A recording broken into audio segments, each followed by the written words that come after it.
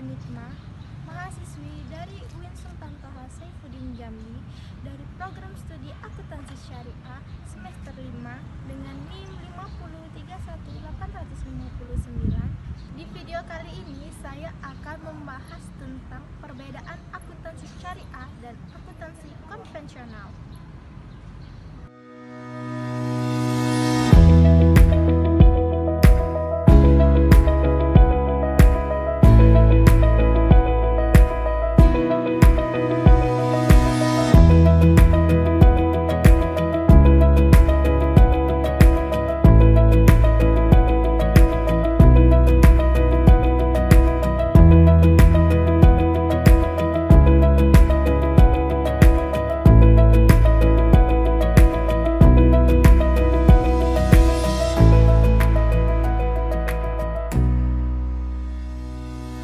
Di dalam kehidupan sehari-hari, kita berhubungan dengan akuntansi seperti belanja, menabung, sedekah, bayar pajak, dan lain-lain.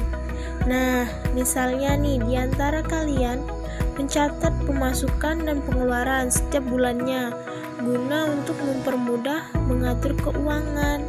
Nah, coba kalian bayangkan jika kalian tidak bisa mengatur keuangan dengan baik, kalian bisa saja menghambur-hamburkan uang. Terus dampaknya itu, jika kalian tidak bisa mengatur keuangan, maka kalian tidak memiliki tabungan di masa depan.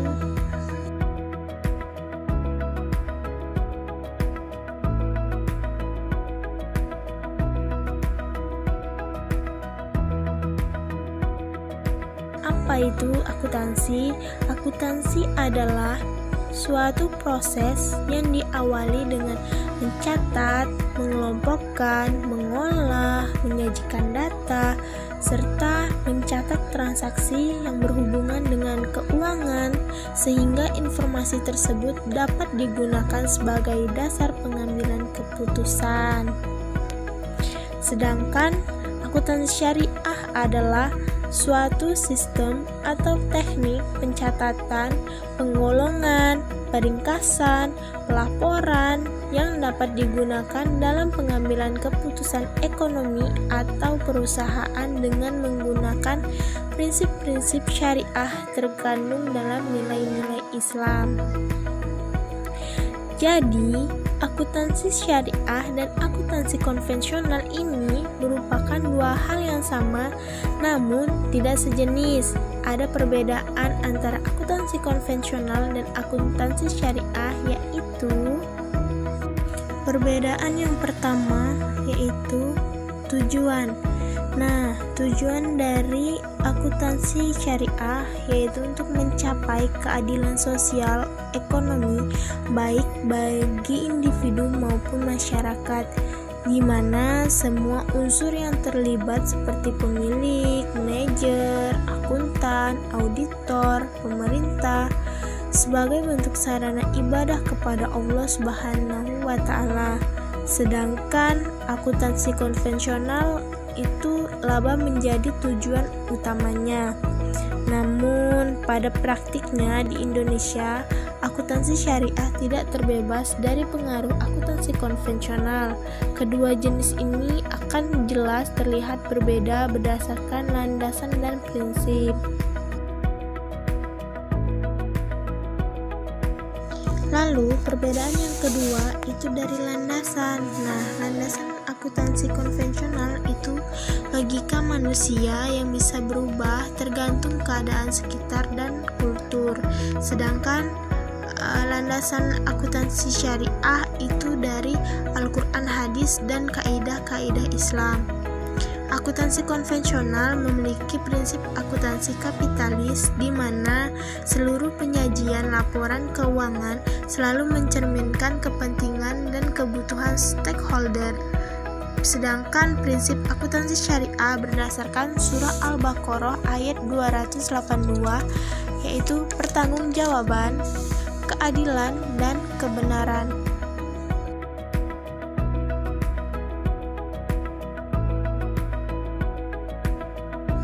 Yang ketiga, hal hal-hal yang dilarang oleh akuntansi syariah dan akuntansi konvensional. Akuntansi konvensional bersifat bebas tergantung kebutuhan sekitar, sedangkan akuntansi syariah adanya pelarangan terhadap yang haram seperti riba.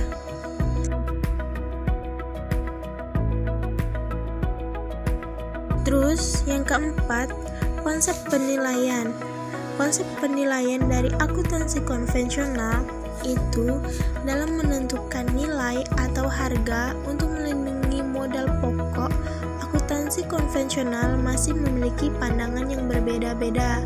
Sedangkan akuntansi syariah, konsep penilaian berdasarkan pada nilai tukar yang berlaku. Hal ini untuk melindungi modal pokok dan produksi di masa yang akan datang.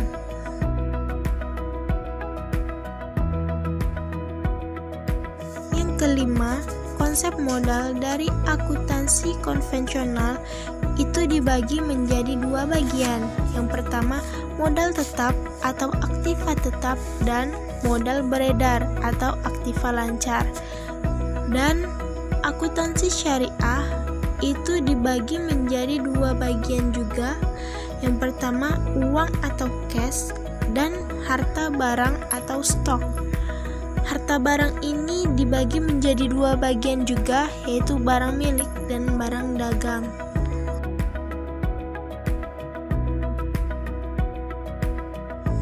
Yang keenam, perbedaan dari segi prinsip.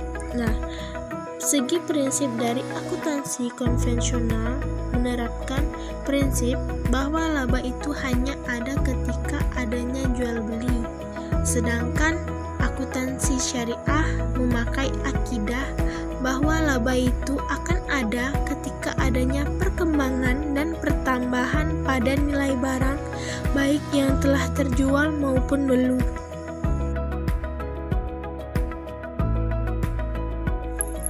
Adapun terminologi dari akuntansi, yaitu yang pertama, kejadian.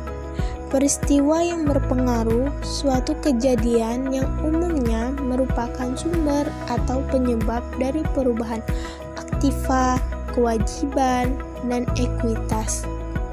Kejadian bisa bersifat eksternal ataupun internal. Yang kedua, transaksi. Kejadian eksternal yang melihatkan transfer atau pertukaran dua entitas atau lebih. Yang ketiga, akun.